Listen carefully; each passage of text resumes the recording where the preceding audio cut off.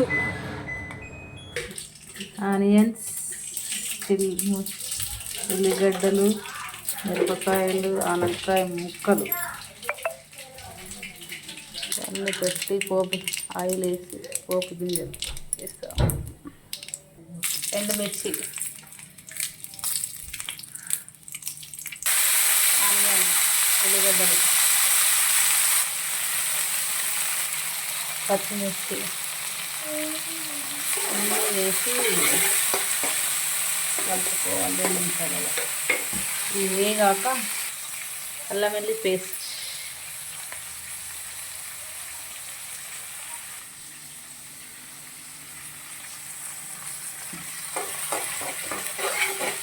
మొత్తం కలుపుకొని వేగాక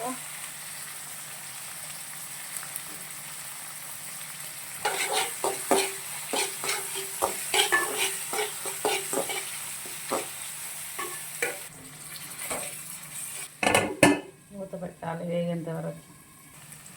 తొందరగా వేగడానికి కొంచెం సాల్ట్ వేసి కలపాలి, తొందరగా వేగుతుంది.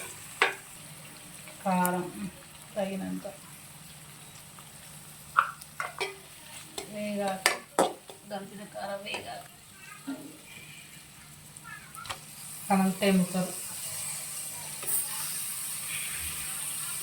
సొరకాయ ముక్కలు కలిపి అది వేగాక మూత పెట్టేసుకొని స్టవ్ సిమ్లో పెట్టుకోవాలి. ముక్కలు వేగేంత వరకు ఇలా ఫ్రై చేసుకోవాలి. మళ్ళీ మూత పెట్టాలి. తగినంత ఉప్పు, చింతపండు నానబెట్టుకున్నాం కదా, రసం పిండి పోయాలి.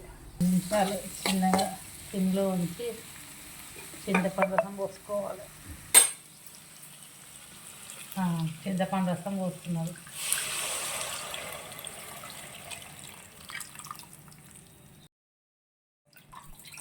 చింతపండు రసం పోసుకోవాలి. ఆనంకాయ రసం పోసుకున్నాము. ఇది బాగా మసలాలి. మసిలినాక పొడులు వేసుకోవాలి. చాలా మసులుతుంది. పల్లి పొడి వేసుకోవాలి 2 స్పూన్లు. కొబ్బరి పొడి వేస్తున్నాము, అదో 2 స్పూన్లు. కొంచెం మసలాలి బాగా. చారు కొంచెం పలుచగా ఉంటే కార్న్ఫ్లోర్ కానీ కొంచెం శనగపిండి కానీ కలుపుకొని వేసుకుంటే చిక్కగా అవుతుంది, టేస్ట్ బాగుంటుంది. కార్న్ఫ్లోర్ కొంచెం పలుచగా అయినట్టు అయింది, కార్న్ఫ్లోర్ కలిపి వేసుకుంటున్నాము. కొంచెం మసిలితే ఆనపకాయ రసం రెడీ అవుతుంది. కొంచెం మసిలిన తర్వాత కరివేపాకు, కొత్తిమీర వేసుకుంటే చారు రెడీ అవుతుంది. 5 నిమిషాల్లో చారు రెడీ. చారు అంటే ఆనపకాయ రసం, ఆనపకాయ రసము, ఆనపకాయ పులుసు ఏదైనా అనొచ్చు.